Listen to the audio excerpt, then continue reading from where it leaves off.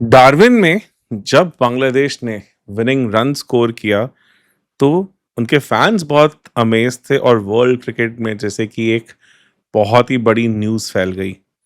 Test cricket की one of the biggest upsets में से एक टीम जिसे अब टेस्ट डेब्यू किए हुए 26 साल हो गए हैं, फाइनली लग रहा है कि वो अपने अब टेस्ट मोजो को शायद पा गई है। पर स्टोरी ये भी है कि ऑस्ट्रेलिया के साथ क्या हो रहा है। क्या हम ऑस्ट्रेलियन क्रिकेट को अब डिक्लाइन की तरफ देख रहे हैं या ये सिर्फ एक हार है जिसे हम भूल सकते हैं? पहली बात, अब अगस्त में ऑस्ट्रेलिया में टेस्ट मैचेस नहीं देखते हैं, तो ये पहले ही अपने आप में बहुत रेयर फिनोमेना है। तो ये वहाँ का विंटर है। आप क्लियरली इमेजिन कर सकते हैं कि जैसा यहाँ पे फरवरी में माहौल होता है वैसा होता है। तो पिचेस थोड़ी फ्रेश होती हैं, वहाँ पे बॉल सीम स्विंग करता है, उस तरह की कहानी थी। वहीं पे क्रिकेट ऑस्ट्रेलिया के साथ जब 11 प्लेयर्स बांग्लादेश से उतरे थे तो वो 54 ऑल आउट होके इनिंग से टेस्ट मैच हारे थे। उस तरह की प्रिपरेशन के बाद किसी ने एक्सपेक्ट नहीं किया था कि यहाँ पे चीज़ें अलग होंगी। तो 3 ऐसे मेजर रीजंस क्या हैं जिसके चलते ऑस्ट्रेलिया को हार का सामना करना पड़ा।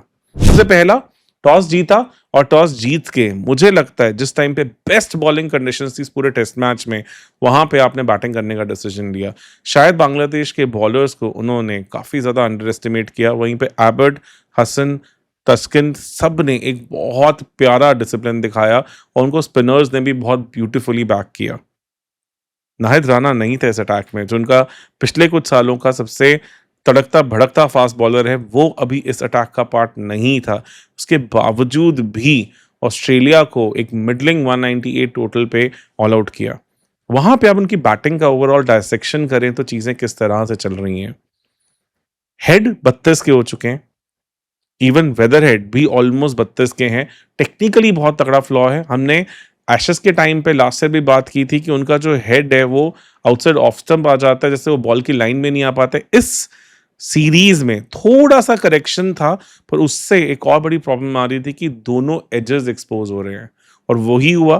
फर्स्ट इनिंग्स में आउटसाइड एज पे पीछे कैच हुए, सेकेंड इनिंग्स में इनसाइड एज लग के बोल्ड हुए। तो ये टेक्निकल फ्लॉ रिवाइव नहीं करा उन्होंने, इनफैक्ट एक और बड़ी प्रॉब्लम अपने लिए साबित कर ली है। सबसे बड़ा कंसर्न है नंबर 3 का, वहां पे मानुष लाबुशान। वर्ल्ड ओवर में नंबर 3 पे बैटर्स नहीं है, पर जिस तरह का प्रॉमिस लाबुशान ने स्टार्टिंग के टेस्ट में दिखाया था, उसके बाद किसी ने इस तरह का डाउनफॉल उनसे एक्सपेक्ट नहीं किया था। लास्ट 3 सालों में उनके टेस्ट नंबर्स बहुत बुरी तरह ड्विंडल करते हुए दिख रहे हैं और अब ये किसी को समझ नहीं आ रहा कि ऑस्ट्रेलिया इनके साथ और परसिस्ट क्यों कर रहा है। रॉन्चो हैं वहां पे और बैटर्स हैं उन्हें जिन्हें कहीं ना कहीं वो रिप्लेस कर सकते हैं। यहाँ पे मानुष लाबुशान ना तो तेजी से रन बना पाते हैं और ना वो कुछ लंबे रन्स कर पाते हैं और हर बार वो कहीं ना कहीं प्रेशर बढ़ाते जा रहे हैं। उनका सेकेंड इनिंग्स का डिसमिसल बहुत ही ज्यादा बिलो एवरेज था, जहां पे एक ओवर पिच बॉल पे वो बॉल के ऑल ओवर द प्लेस खेल के बोल्ड हुए। एक टॉप ऑर्डर बैटर स्पिनर को इस तरह से आउट नहीं होता है। स्मिथ इकलौती यहाँ पे गाइडिंग लाइट है और सेकेंड इनिंग्स में ऐसा लगा कि वो भी अपनी पेशेंस से थोड़ा सा बाहर आ गए। मेहंदी हसन ने बॉलिंग क्रीज के पीछे से बॉल किया, वहां पे एक रिलेटिवली कैजुअल शॉट पे कॉटन बॉल होना वो मैच का एक टर्निंग पॉइंट में से एक था। तो ओवरऑल बैटिंग यूनिट या ओवरऑल टीम जो इस टाइम पे 33 के एवरेज के साथ खेलती है, या एज की अगर हम बात करें तो कोई ये यंग साइड नहीं है। हाँ, वहां पे कैमरन ग्रीन है 27 साल के, पर उनका टेस्ट रिकॉर्ड भी नंबर 5 के लिए 32 के एवरेज का कोई बहुत ज्यादा शानदार नहीं है। पर यस, सेकेंड इनिंग्स में रिलेटिवली फ्लैटर कंडीशंस में उन्होंने जो 100 किया उससे थोड़ा सा कॉन्फिडेंस उन्हें मिलेगा। कैरी की एक बहुत खतरनाक एशेज सीरीज आई थी, डोमेस्टिक में रन्स किए हैं, इसलिए मैं बहुत ज़्यादा उस पर डिस्कस नहीं करूंगा। और वेबसर भी अभी सेटअप में बहुत नए हैं, डोमेस्टिक में भी उन्होंने काफ़ी कुछ परफॉर्म किया है। प्रॉब्लम ये नहीं है कि ये batting unit out of form है, प्रॉब्लम ये है कि इसके बाहर भी ऑस्ट्रेलियन क्रिकेट में कोई ज़्यादा बैटर्स नहीं है जो उन्हें रिप्लेस कर सकते हैं। आप almost best Australian batters across the entire country ही यहाँ पे देख रहे हैं। दूसरा ऐसा रीजन क्या था? दूसरा रीजन था कहीं ना कहीं बांग्लादेश का एक डिसिप्लिन बॉलिंग एफर्ट और उनकी बैटिंग में भी एक्स्ट्रा ऑर्डिनरी पेशेंस। हम जो मर्जी कहें, आप अगर ऑस्ट्रेलिया को डे 1 पे 200 से नीचे आउट कर रहे हैं तो वो एक ब्रिलियंट डिसिप्लिन बॉलिंग यूनिट ही करके दिखा सकता है। और जब बैटिंग करने आए, उन्होंने ज़्यादा एग्रेशन दिखाने की कोशिश नहीं की, पेशेंस के साथ आसानी से दोनों बार न्यू बॉल्स को नेगोशिएट करने की कोशिश की। पहली न्यू बॉल को बहुत अच्छे से नेगोशिएट कर पाए, सेकंड न्यू बॉल के अगेंस्ट जब वॉबल हुआ, 3 जल्दी से विकेट्स गिरे, वहाँ पे भी फिर मेहदी हसन मिराज ने एक बहुत ही स्टेबल, शांत इनिंग्स खेली और टेल के साथ लंबी पार्टनरशिप की, जो कि मेरे हिसाब से इस मैच का डिफाइनिंग मोमेंट था। यहीं 150 चेज़ करना पड़ जाता, इतना आसान इस बॉलिंग लाइनअप के अगेंस्ट अभी भी ना होता। तो ये भी एक बहुत इम्पॉर्टेंट फेज़ था, जहाँ पे बांग्लादेश ने एक मैच्योरिटी दिखाई और जो पास्ट में वो करते आए हैं, वैसा नहीं होने दिया। इसमें मेरे हिसाब से सबसे इम्पोर्टेंट प्लेयर और जो मेरे हिसाब से मैन ऑफ द मैच बनते थे, वो मेहदी हसन थे, क्योंकि आप एक प्रैक्टिकली स्पीकिंग देखें, बहुत बार हमने देखा है कि एशियन टीम्स जाती हैं, उस पार्ट ऑफ द वर्ल्ड में compete करती हैं, बट जो मोमेंट्स की होते हैं, वहाँ पे वो अपने आप को स्लिप होते हुए देखती हैं। इस तरह की कहानी हमने देखा, उनकी फर्स्ट इनिंग्स में भी आया, जब 3 विकेट्स लगातार गिर गई थी, वहाँ पे मेहदी हसन मिराज ने ही वो क्रूशियल रन्स के पार्टनरशिप की टेल के साथ। और बॉलिंग में जब लगा चीज़ें बिल्कुल फ्लैट हो चुकी हैं और यहाँ पे अब स्मिथ और ग्रीन के अंदर पार्टनरशिप आ सकती है, वहाँ पे भी उन्होंने बहुत इंटेलिजेंटली एक बिल्कुल फ्लैट हो चुकी बेस्ट बैटिंग कंडीशंस में एक 5 विकेट हॉल निकाला। थर्ड रीज़न जो मेरे लिए काफ़ी ज़्यादा अब कंसर्निंग हो गया वर्ल्ड ओवर, वो है ऑस्ट्रेलिया का एक एजिंग बॉलिंग अटैक। और अगर ये जाते हैं तो शायद ऑस्ट्रेलियन टेस्ट क्रिकेट भी अब काफ़ी नीचे जाती दिखेगी।